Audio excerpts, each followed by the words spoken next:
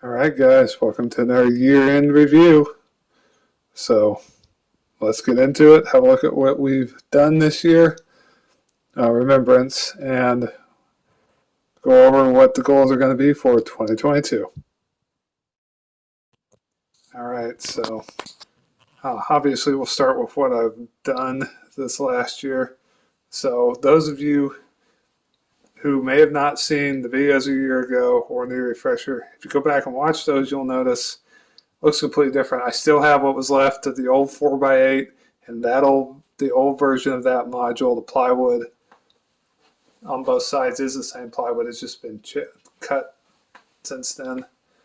And that was basically it. And those of you who saw the 4x8 may remember that was too worn out.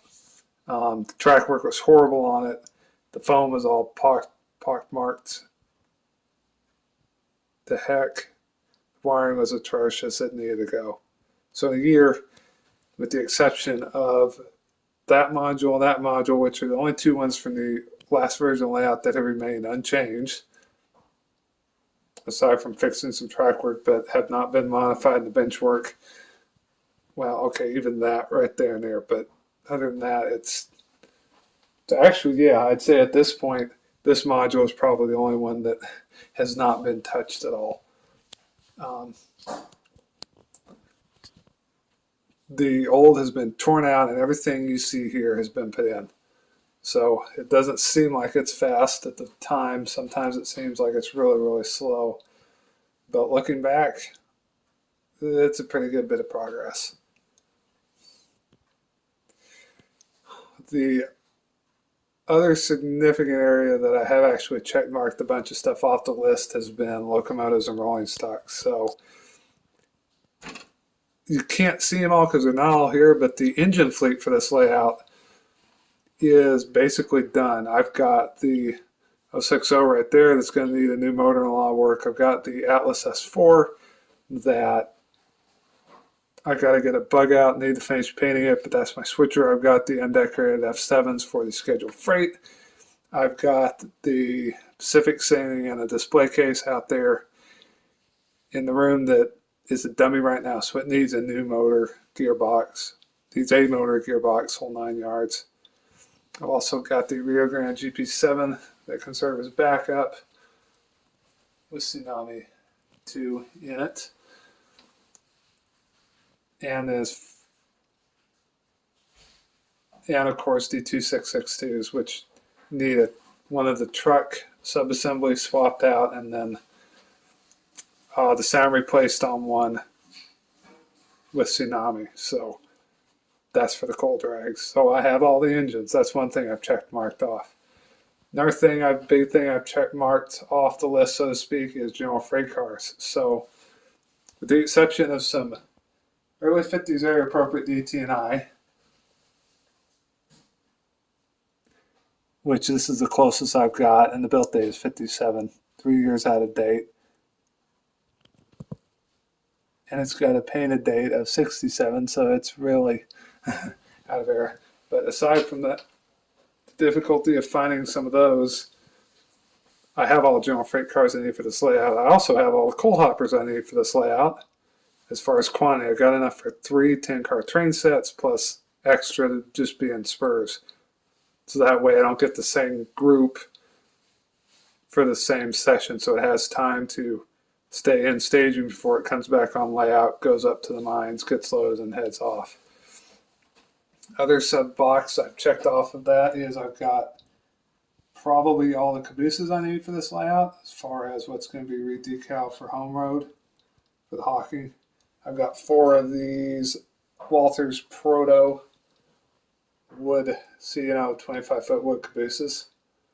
So 1 for the scheduled through freight, and the other 2 or 3 to actually base out of Logan for the trains. So that's been check marked off.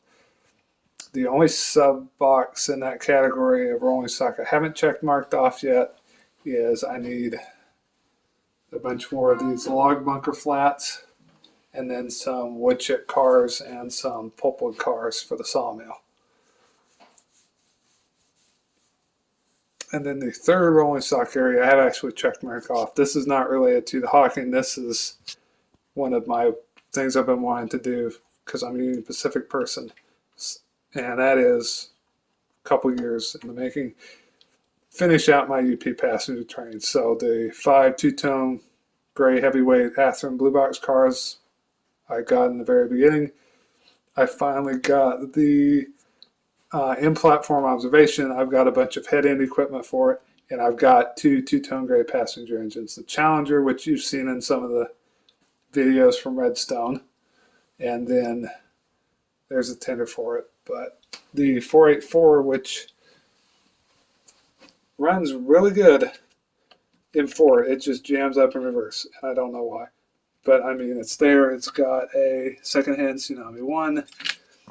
I've added pickups to the tender. I just got to get that pioneering thing figured out and then get the speaker and get the lights. So that train is check marked off the list.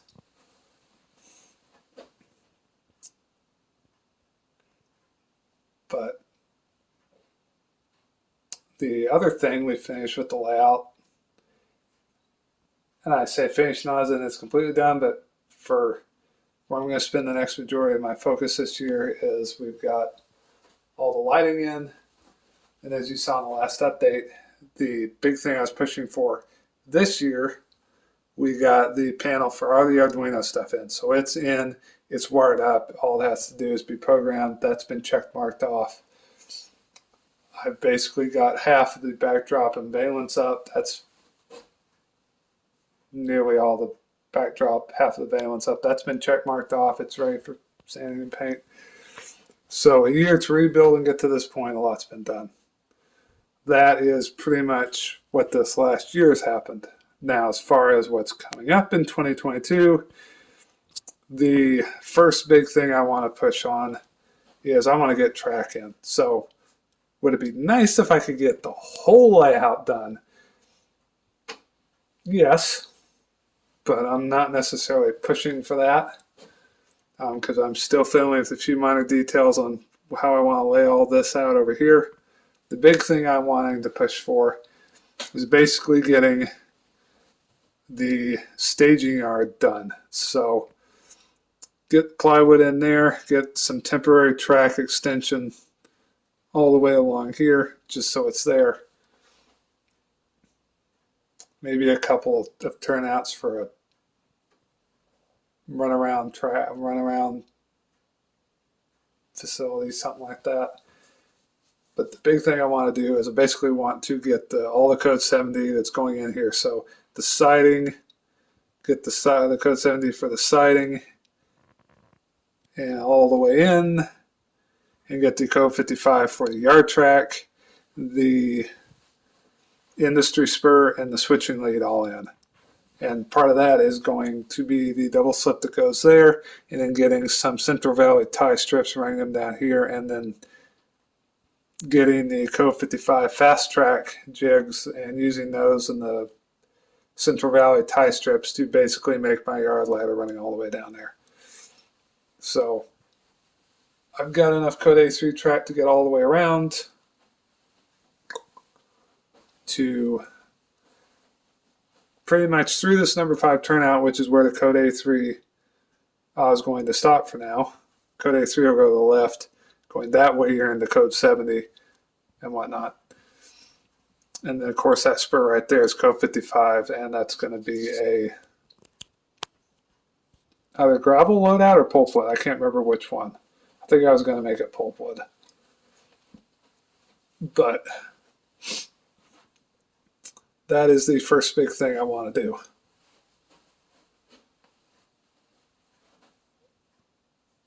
The other big thing I'm going to focus on is backdrop for this year. So basically that's obviously getting this side up right along here, get this end cap up, and then the backdrop and the valence, get every single screw hole taped, mudded, sanded, and get the valence in a couple coats of gloss black, and get the valence, get the backdrop painted. I'm not an artist, so I can't do like what Mom did on that. But what I can probably do is the different shades of sky blue, like lighter at the bottom and darker up towards the top. I can do that, and the basic outline of the hills, I can probably do that myself too. And then it'll be time to have somebody come in and try and find somebody that can do all the detail painting at that point. So that's the two main things I'm going to push for. The track work on all this so we can start basic operations, which is why I'm putting the yard first instead of the engine terminal. Because if I did the engine terminal, that includes buildings. So that would be meaning getting all those buildings partially built, getting all the buildings, so I have all the bases, laying it all out, doing it, and then I won't have anywhere to switch. If I do the yard first, we can start ops, some temporary engine tracks over there to hold everything, and do it like that. So number one thing, first thing, get the yard in, get the signing in the yard so we can start doing ops, which is basically this will run the schedule. It's just Logan is going to act as a terminus point, and everything's going to go into staging for now, minus the local switching and working the pulpit spur. And the second thing, big thing this year, is backdrop and valence.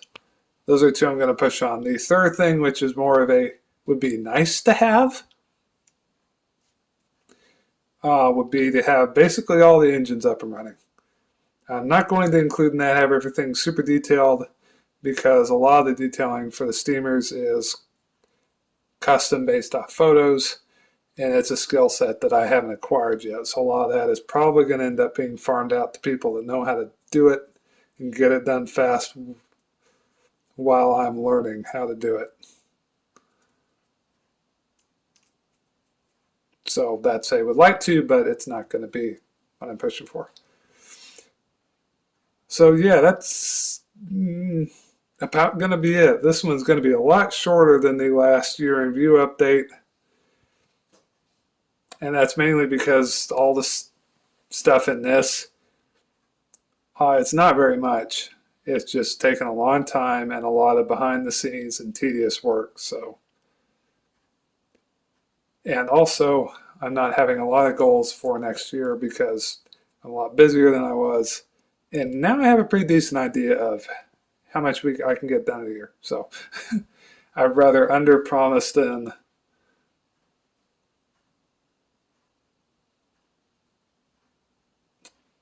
not deliver. That I was going to say over deliver, but yeah, you guys get the gist of what that was supposed to be. Anyways, as always, want to give you guys happy Merry Christmas, Happy New Year.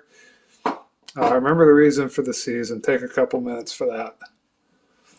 This is just the addiction we get to mess with in the rest of the year. So take a break from the train room, y'all. Enjoy some time with your family, your friends. Although I know most of you are probably still going to be like me and find some way to work on Somali during Christmas. Probably take a car kit or something with you on Christmas vacay, which is exactly what I'm going to do with engines. But as always, drill, comment, like, subscribe, hit that bell icon. And yeah, we got through 2020. Merry Christmas, Happy New Year. And I'll see you in, 2020, wow. We got through 2021. I'll see y'all in 2022. Happy New Year, guys. Thanks for watching.